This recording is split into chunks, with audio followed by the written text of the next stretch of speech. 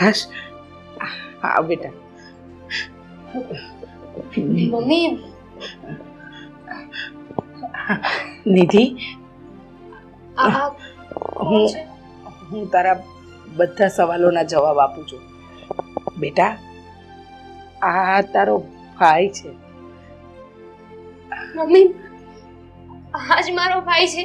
હા, આજ તારો ભાઈ આકાશ. આકાશ, એટલા સમયથી તું મારી નજરોની સામે હતો, પણ મને ખબર નહોતી કે તું મારો ભાઈ છે. કેટલા સમયથી બધી જ રક્ષાબંધનમાં તને યાદ કરતી હતી કે ક્યારે મારો ભાઈ આવશે અને એના હાથ ઉપર હું રક્ષાબંધનની રાખડી બાંધીશ. બેન, હવે તારે ચિંતા કરવાની કોઈ જરૂર નથી. તું જેવી રીતે દરેક રક્ષાબંધનમાં તારા એની રાહ જોતી હતી ને, એવી જ રીતે હું પણ તારી બહેનની રાહ જોતો હતો. મારો હાથ પણ રક્ષાબંધનમાં ખાલી જ રહેતો હતો. હવે તું આવી ગયો છે ને, હવે હું તને ક્યાંય નહીં જવા દઉં. અરે બેટા, તારો ભાઈ ક્યાંય નહીં જાય, તું ચિંતા નહીં કર. જો હવે છે ને, મારી વાત કાન ખોલીને સાંભળ. એ થોડો માનસિક રીતે બીમાર છે, એટલે એને મગજ પર બહુ તણાવ આવે ને એવું કંઈ ના કરતી. હા, જા ભાઈને લઈ જા અને અંદર આરામ કરવાનું કે. જા બેટા, જા બેટા.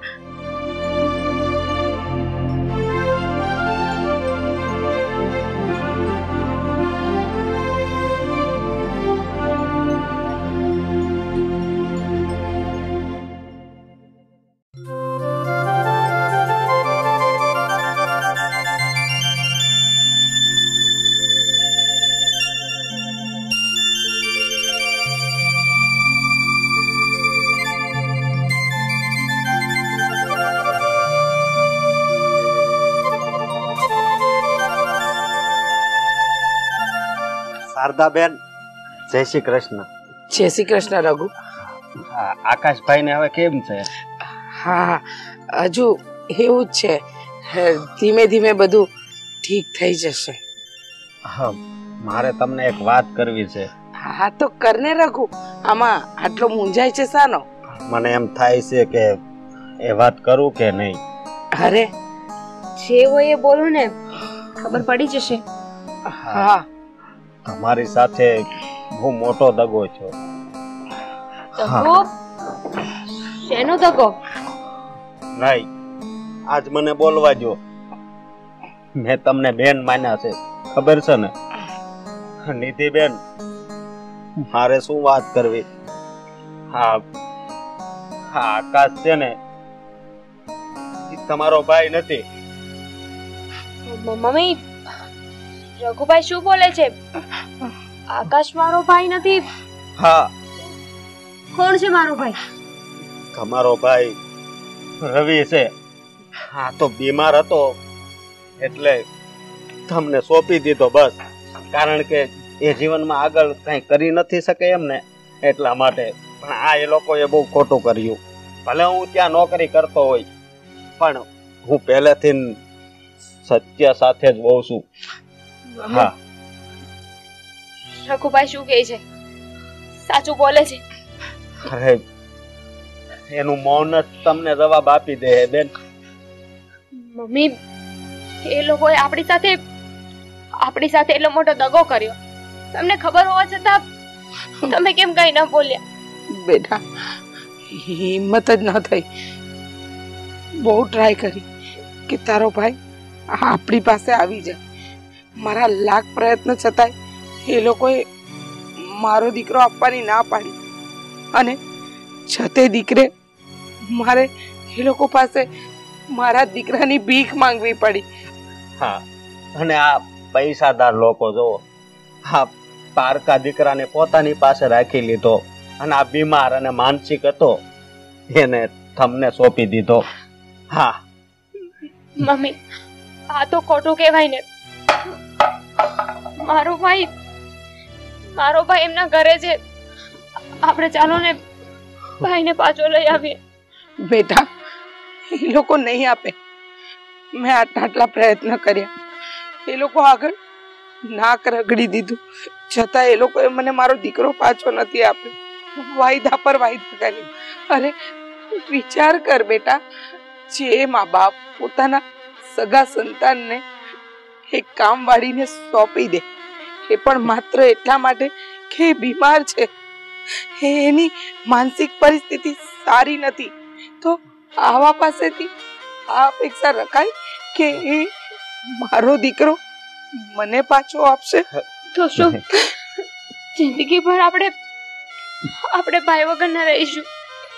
હવે બેટા આવશે સમય, તમે શું કામ ચિંતા કરો છો? હા, ઉપરવાળો છે ને બધું જોવે જ છે. હા બેટા, સમયની તો મને નથી ખબર. અત્યારે મારા માટે આકાશ મારો દીકરો અને તારો ભાઈ છે. રઘુ, મહેરબાની કરજે, હવે આ વાતની જાણ બીજા કોઈને કરતો નહીં. હારું બેન, હું કોઈને નહીં કહું, પણ મારા શેઠને તો કહીશ જ. ના રઘુ, જવા દે. એ લોકો દિલ વગરના માનવી છે, અને જેની પાસે દિલ ન હોય ને એનું ખાલી મગજ જ કામ કરતું હોય. ખાલી એની પાસે પૈસા જ છે, નથી પ્રેમ, નથી માની મમતા, કાંઈ જ નથી. અને બેટા નિધિ, તું કોઈને આ વાત નહીં કરતી, હો, કોઈને નહીં કરતી. એ લોકોએ તારા ભાઈને મારી નાખવાની ધમકી આપી છે. દૂર તો દૂર, પણ મારો દીકરો એ લોકો સાથે સુરક્ષિત તો છે. મારે નથી જાણ કરવી. અને હા રઘુ, અમે જઈએ. જય શ્રી કૃષ્ણ. જય શ્રી કૃષ્ણ.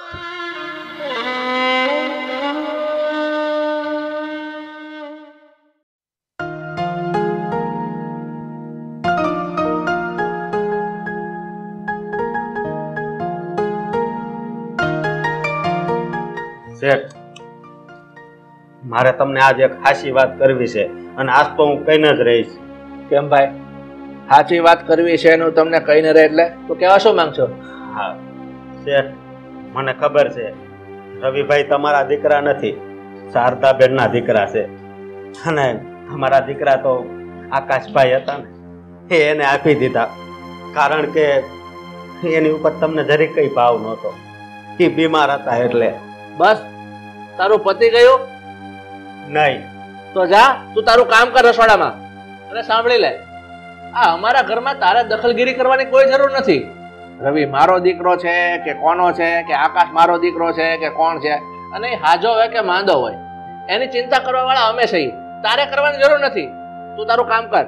તો પછી પોતાનો દીકરો હોય ને એમાં પ્રેમ ઠાલવાય, આમ પારકાના દીકરા પોતાના ના કરી લેવાય. બસ વધારે મને સમજાવવાની કે દાખલા દેવાની કોઈ જરૂર નથી. મને બધી ખબર પડે છે મારે શું કરવું હોય. એટલે તું છે ને તારા કામમાં ધ્યાન આપ, અમારા કામમાં તારે દખલગીરી નથી કરવાની. પણ શેઠ, શારદાબેન છે ને એમાંય મમતા ભરી છે હો.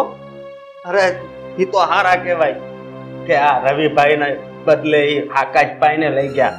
માંદા હતા છતાં પણ તમારામાં બુદ્ધિ નથી આવતી. બસ હવે બોલવામાં આગળ વધતો જાય છે.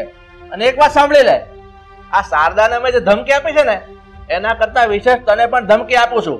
અને સાંભળી લેજે, હવે આના વિશે કોઈને મોઢું ખોલ્યું છે ને તો મારાથી ભીંડો બીજો કોઈ નથી. અરે તમે ધમકી આપીને તમે મારું મોઢું બંધ કરાવી શકશો, બીજા બધાનું મોઢું બંધ કરાવી શકશો, પણ જ્યારે ઉપરવાળો મોઢું ખોલશે ત્યારે તમે શું કરશો? બસ રગલા, તારે છે ને ઉપરવાળાને દુહાઈ દેવાની જરૂર નથી. તને જેટલું કહે ને એટલું કર. આ ઘરમાં કામ પડ્યા છે ને એ પતાવ. જા.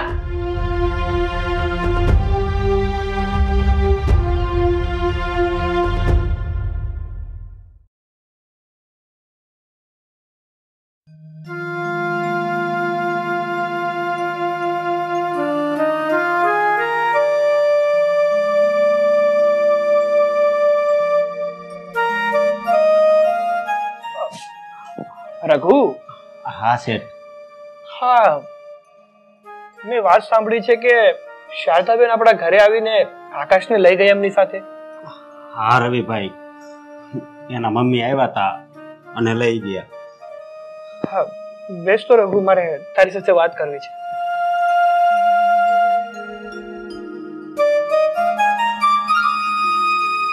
બેસ અહીંયા.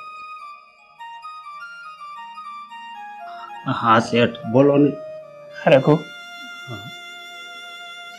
આકાશ વગર આપણું આ ઘર સૂનું સૂનું લાગશે.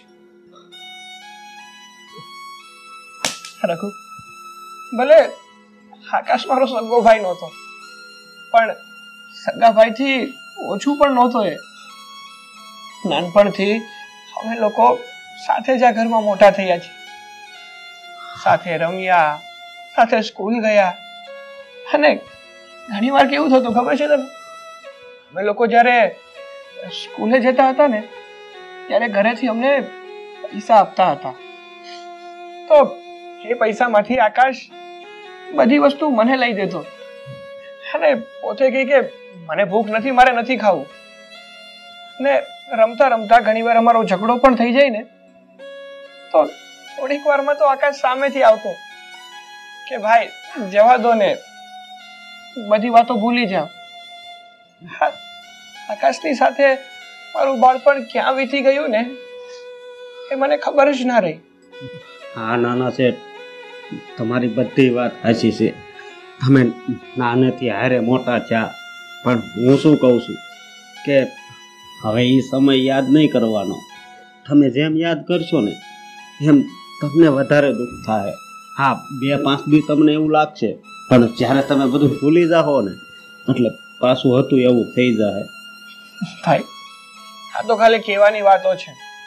બાકી જે વ્યક્તિઓ સાથે દિલથી સંબંધ બંધાઈ જાય છે ને, લાગણીઓના સંબંધ જોડાઈ જાય છે ને, એ વ્યક્તિઓ આપણી પાસેથી દૂર થઈ જાય છે ને, તો આપણને એ વ્યક્તિઓને ભૂલી નથી શકતા. એવું જ છે મારું અને આકાશનું. અને હું તમને એ પણ કહી શકું છું કે જેમ અત્યારે આકાશ વગર મારી હાલત આવી છે ને, એમ જ આકાશની પણ મારી વગર આ જ હાલત હશે. અને બિચારો એ તો બીમાર છે. ઠીક છે શેઠ, બધું માનું છું, પણ આ બધું ભૂલવું તો પડશે ને. અને હું શું કહું છું, હા તમે ઓફિસેથી આવ્યા છો તો થાકી ગયા છો, તો તમે ફ્રેશ થઈ જાઓ. હા, ત્યાં હું મારું કામ બતાવું, પછી તમારા માટે જમવાનું બનાવું. હા હા રઘુ, એક કામ કર, થોડી વાર મને અહીંયા જ બેસવા દે. જા, તું અંદર તારું કામ કર. શેઠ, તમારે આ બધું ભૂલવું પડશે. જો તમે દુઃખી રહેશો ને તો મને પણ દુઃખ થશે. અને તમે જ મને કીધેલું છે ને કે તારા ચહેરા પર તો સ્મિત જ રહેવું જોઈએ. તો જો મારા ચહેરાનું તમારે સ્મિત જોવું હોય ને તો તમારે ખુશ રહેવું પડશે. હા હા રઘુ, હું જાણું છું કે હું જ તને કહેતો હતો કે હંમેશા ખુશ રહેવાનું. હું થોડા સમયમાં નોર્મલ થઈ જઈશ, પણ અત્યારે નોર્મલ થવું ને એ મારી માટે સહેલું નથી. હું કહું છું ને, એક કામ કર, મારા માટે મસ્ત કોફી બનાવી દે, હું હમણાં આવું છું. ભલે શેઠ, પણ વધારે ચિંતામાં નહીં રહેતા હો. સારું.